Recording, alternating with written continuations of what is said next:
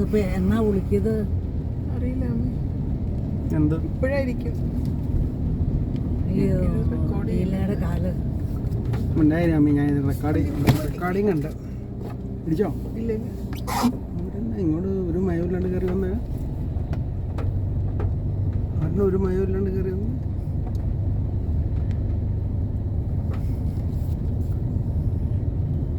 Bike സ്കൂട്ടറുകാരിയായിരുന്നു തോന്നുന്നു അല്ലേ? Lady ഓടിക്കണമെന്ന് തോന്നുന്നു അല്ലേ? ലേഡി ആ വട്ടം കയറി വന്നത്. ആ ലെഫ്റ്റിലേക്ക് ഇങ്ങോട്ട് വന്ന് റൈറ്റിലേക്ക് കയറി.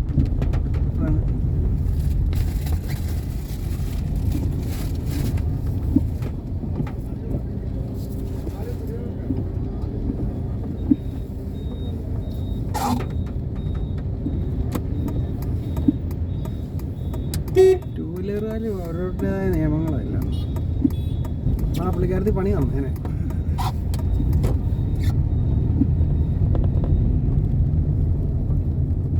ലെഫ്റ്റിക്കടെ ഓവർടേക്ക് ചെയ്യണേ. ലെഫ്റ്റിക്കടെ ഓവർടേക്ക് വന്ന് ഓണടിച്ച് കയറണ്ടേ? ഓടിച്ച് പഠിക്കാൻ ഇവിടെ നിങ്ങൾ കൊടുത്ത സ്റ്റാഫ് ആയിരിക്കും. ഇലക്ട്രിക് വണ്ടിയാണ്, നല്ല സ്പീഡിൽ പോണ വണ്ടിയാണ്.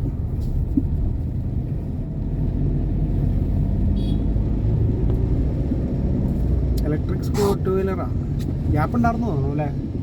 ഗ്യാപ്പ് ഉണ്ടായിരുന്നില്ലായിരുന്നു. ഗ്യാപ്പ് ഉണ്ടായിരുന്നു. എന്നാലും അതൊരു ഡേഞ്ചറസ് ഡ്രൈവിംഗ് ആയിട്ട് എനിക്ക് തോന്നി.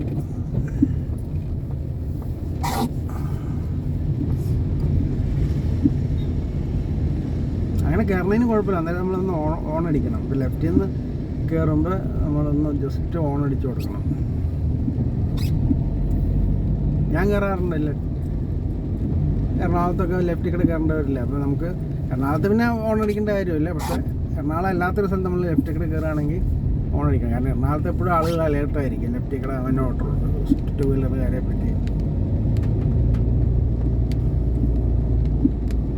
കാരണം ലെഫ്റ്റിൽ കൂടെ എറണാകുളം തൃപ്പൂണിത്തുറ കഴിഞ്ഞാൽ പിന്നെ അത് അവിടെ നിന്ന് ലെഫ്റ്റിൽ കൂടെ പോകുള്ളൂ. ആ ലെഫ്റ്റ് സൈഡ് കംപ്ലീറ്റ് ആയിട്ട് ടൂ വീലറിന് മാറ്റിയിട്ടേക്കണം. ലെഫ്റ്റ് സൈഡിലൊരു 6 ഫീറ്റ് സ്ഥലം മിക്കവാറും ടൂ വീലർ ഓട്ടോറിക്ഷ അങ്ങനെയുള്ള സാധനങ്ങൾ. ഓട്ടോറിക്ഷ കയറിപ്പോകാൻ ബുദ്ധിമുട്ടായിരിക്കും. ടൂ വീലറിന് പോകാൻ പറ്റും.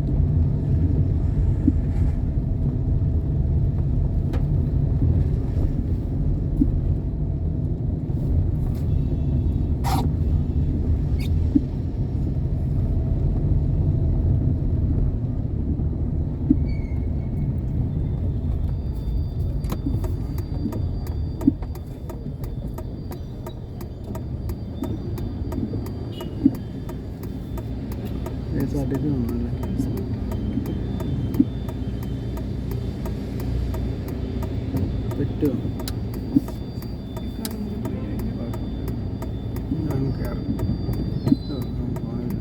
ബ്ലോക്കായി ദൈവം.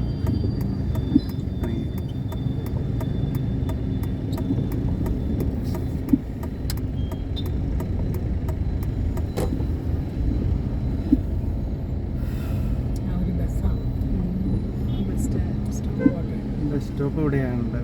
ഞാൻ ഇവിടെയാണ് ബസ് ബേ കൊടുക്കാൻ വീതിയുള്ളൂ. ബാക്കിയുള്ള സ്ഥലത്തും ബസ് ബേ. പക്ഷേ ആ ബസ് ബേ കൊടുത്താൽ അവർ അങ്ങോട്ട് നീക്കി നിർത്തില്ല. അവർ ആ റോഡിൽ നിന്ന് സെൻറ്ററിൽ നിർത്തി വെച്ചു.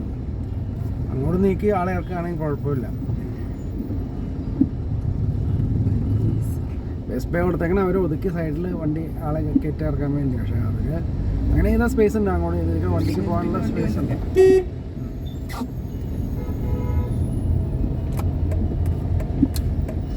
ആദ്യം ഡ്രൈവിംഗ് ഓടിക്കൊണ്ട് KSRTC കേരളത്തിൽ.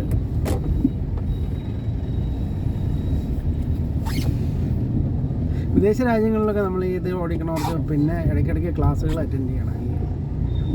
8 മണിക്കൂർ 10 മണിക്കൂർ റോട്ടിലിരിക്കുന്ന ആളുകൾക്ക്, നോർമൽ ആളുകളല്ല, അതായത് ഈ അരമണിക്കൂർ 1 മണിക്കൂർ റോഡിൽ പോകണവരില്ല, ഒരു ദിവസം 10 മണിക്കൂറൊക്കെ റോട്ടിൽ നിൽക്കണ, 8 മണിക്കൂർ 10 മണിക്കൂർ റോട്ടിൽ നിൽക്കണവർക്ക് അതിന് പ്രത്യേക ക്ലാസ്സുകൾ അറ്റൻഡ് ചെയ്യുന്നുണ്ട്.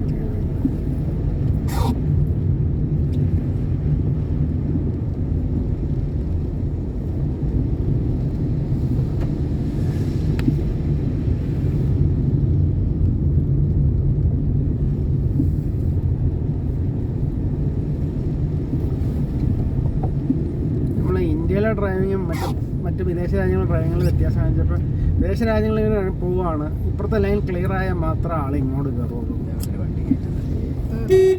ഇങ്ങോട്ട് ഇതിലേക്ക് വസ്തു വയ്ക്കാൻ